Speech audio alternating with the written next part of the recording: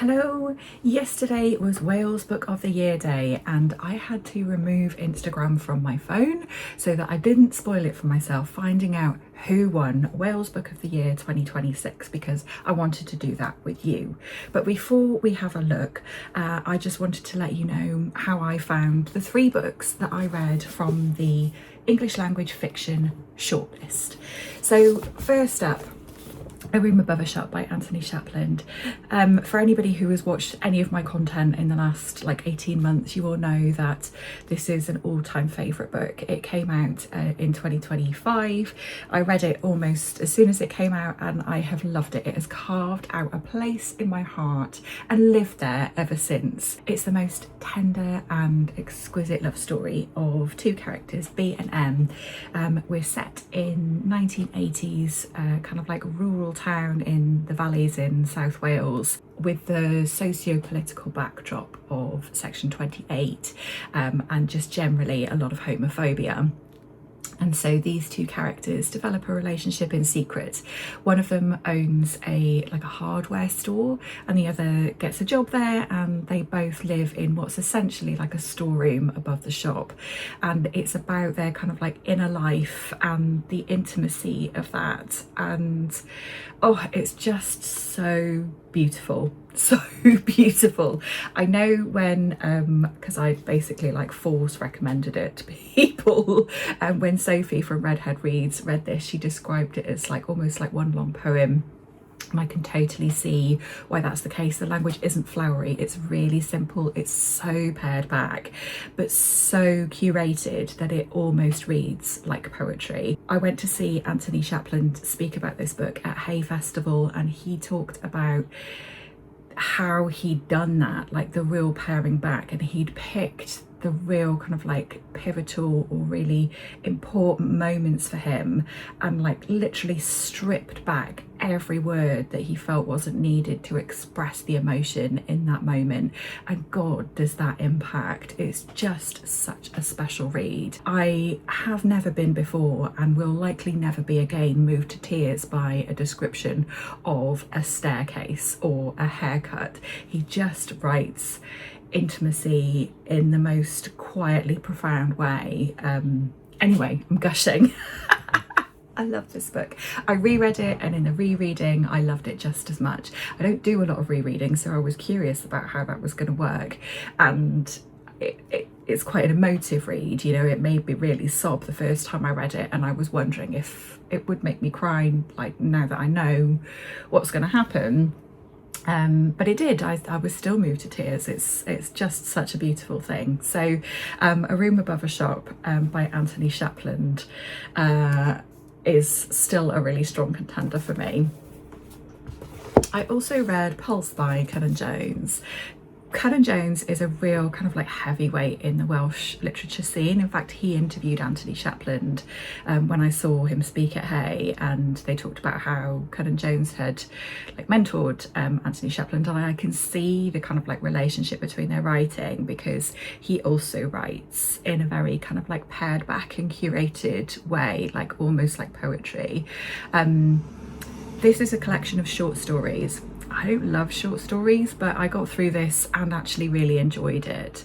They're all stories set in rural settings in Wales, usually around farming predominantly, but certainly capturing the relationship between people and its landscape.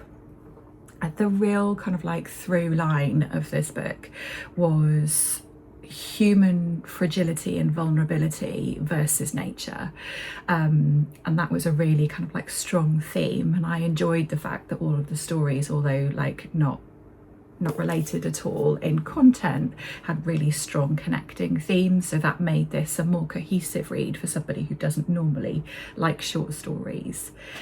There was some kind of really gritty, explicit farming animal stuff in here that was really I'm looking at it through one eye, kind of reading on that was quite hard to stomach. But I understand why this is written in that way, because that's the reality of farming. So yeah, I wouldn't kind of go into this thinking it's all roses.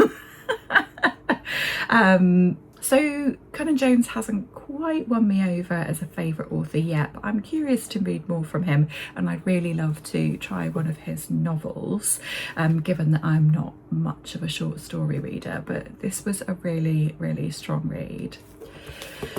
And then lastly, I read Cold Grace by Meredith Miller.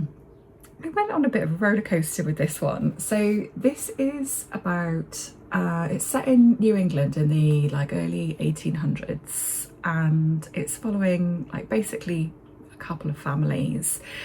And we know that there's been like history of beef basically, and one young girl, she's in her like late teens, kind of stumbles across a man from the other family, and it's basically about like what the history is between these two families and whether or not that's relevant to their relationship.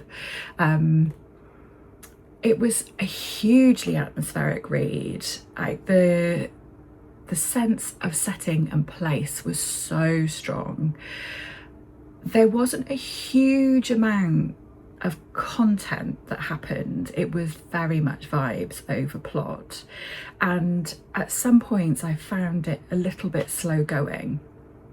And I'll be honest, up until about, I don't know, perhaps 3/4 through, I was like almost kind of like trying to pull myself through reading this. I was starting to struggle just a little bit, but actually in finishing it, I feel very differently about it reflecting back. I definitely think there were issues with pacing. It was a very slow burn, and then quite a lot happened at the very end, which felt a bit rushed. We've heard that a million times before in describing books, right? But yeah, I think this didn't quite get that balance quite right for me. That said, the main character in this book, like on reflection, has totally won me over. She was extraordinary. And I think the thing that Meredith Miller did really smartly is that she set her up to be a bit of a kind of, you're kind of seeing her through the community's eyes, and the community have really low expectations of her. They think she's a bit tup, as we would say in Wales, like a bit stupid or a bit silly, a bit incapable of like making reasoned decisions and informed decisions for herself.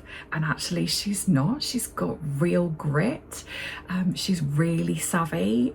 She's really smart. She shows huge like strength of character in the face of like great adversity, and like in comparison to the kind of like really like strong, even like the strong female character, like the grandmother type character, in comparison to the men around her, she shows like real grit. And I just loved her. She was just a really smart cookie who really went for what she wanted and wasn't going to let anybody get in her way, and she stood up for what she believed, and it was done in a really indirect way that really kind of like won you over without you realizing, which I think was really smart writing.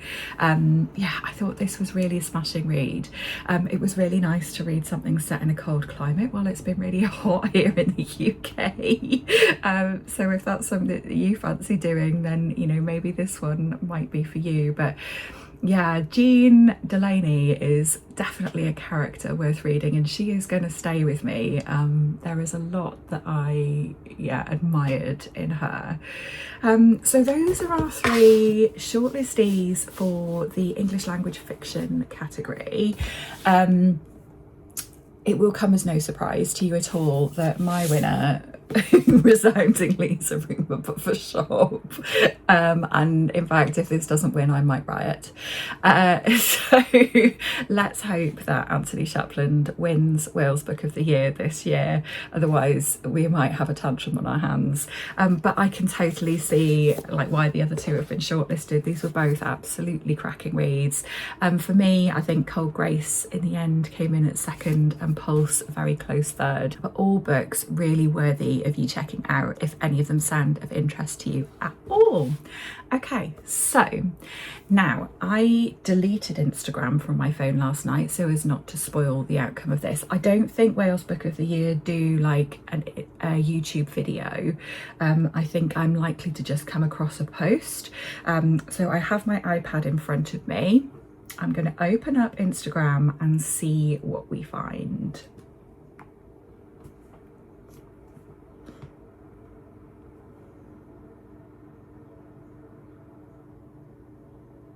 Yes! Everyone publisher! Woo! Yes, Anthony Shapland. I mean, that's the right decision. Well done. Oh, I'm so pleased, like genuinely so pleased. Like, I think this is such a special book. It does so much with so little words, but in a way that is done so skillfully. And despite the fact that it's written really skillfully, it just tells a really beautiful story and connects in the most like exquisitely painful way to your heart, and then digs around in there and carves out a place for itself. Like I said, it's just the most beautiful book. I'm so pleased that it's won. So pleased. Okay, that's it from me for the time being. As you know, I'm on a bit of a hiatus. I'm filming as and when I feel like it. The YouTube algorithm will be hating me, but I will be back with another video as and when it feels like it's right to film something. But in the meantime, I hope that you're looking after yourself, and I will see you again at some point in another video.